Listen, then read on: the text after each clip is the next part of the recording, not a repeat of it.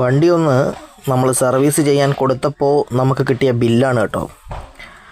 വാഹനം നമ്മൾ കൃത്യമായ പീരീഡിന് തന്നെ നമ്മൾ സർവീസ് ചെയ്യാൻ വേണ്ടി നമ്മൾ ശ്രദ്ധിക്കുക. അതുപോലെ തന്നെ നമ്മൾ എൻജിൻ ഓയിൽ കാര്യങ്ങളൊക്കെ നമ്മൾ കൃത്യമായിട്ട് നമ്മൾ ശ്രദ്ധിക്കണം.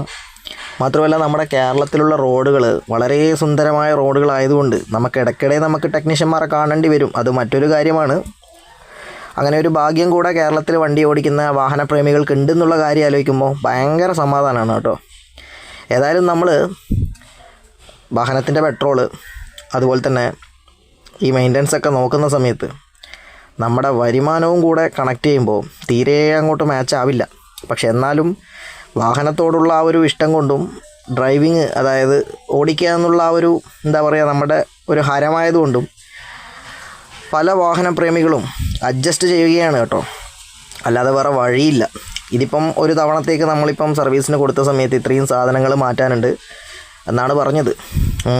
ഞാനിപ്പം ഒരു സാധാ ലോക്കൽ വർക്ക്ഷോപ്പിലാണ് കൊടുത്തത്. കാരണം എനിക്ക് സർവീസ് സെൻറ്ററിനേക്കാളും എത്രയോ എനിക്ക് ഇഷ്ടം തോന്നിയത് ലോക്കൽ വർക്ക്ഷോപ്പുകളോട് തന്നെയാണ്. ലോക്കൽ വർക്ക്ഷോപ്പ് എന്ന് പറയുമ്പോൾ കുറേ ആൾക്കാർ വിചാരിച്ചിരിക്കുന്നത് തീരെ കൊള്ളാത്ത വർക്ക്ഷോപ്പാണെന്നാണ് പല ആൾക്കാരുടെയും വിചാരം. എന്നാൽ അങ്ങനെയല്ല.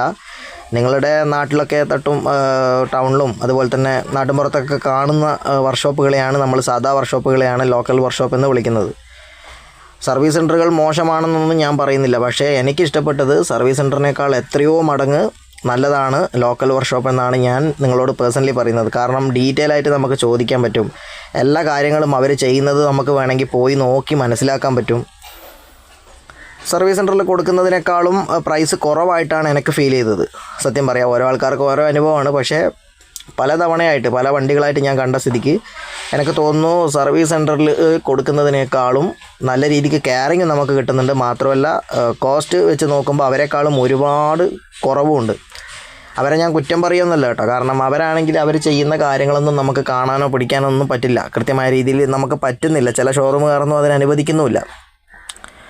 അപ്പം നമ്മൾ മറ്റൊരു കാര്യം ശ്രദ്ധിക്കേണ്ടത്, നമ്മുടെ വാഹനം എന്ന് പറഞ്ഞാൽ അതായത് എന്തെങ്കിലും ഒരു ചെറിയ കംപ്ലൈൻറ്റ് വരുമ്പം തന്നെ നമ്മളത് ശ്രദ്ധിക്കുക. ഒരുപാട് നമ്മൾ ലാഗ് അടിപ്പിച്ചിട്ടാണ് നമ്മൾ വർക്ക് ചെയ്യുന്നതെങ്കിൽ ഏത് വർക്കായാലും നമ്മൾ വലിയ പൈസ നമ്മൾ കൊടുക്കേണ്ടി വരും. ഒരു ചെറിയ കംപ്ലൈൻറ്റ്, അതായത് ഒരു ചെറിയൊരു സൗണ്ട് തന്നെ എന്തെങ്കിലും ഒരു മാറ്റമൊക്കെ കാണുന്ന സമയത്ത് നിങ്ങൾ എന്ത് ചെയ്യുക, അപ്പം തന്നെ ഓൺ ദ സ്പോട്ടിൽ നിങ്ങളത് കാണിക്കാൻ വേണ്ടി നിങ്ങൾ ശ്രദ്ധിക്കുക. അതായത് ടെക്നീഷ്യനെ കാണാൻ ശ്രദ്ധിക്കുക. അല്ലെങ്കിൽ നമ്മൾ ഒരുപാട് സാധനങ്ങൾ പെട്ടെന്ന് ഇങ്ങനെ ലിസ്റ്റ് അടിച്ച് നമ്മളെ കയ്യിലോട്ട് തരുമ്പോൾ നമ്മൾ തന്നെ ഒന്ന് മേലോട്ട് നോക്കേണ്ട അവസ്ഥയാവും.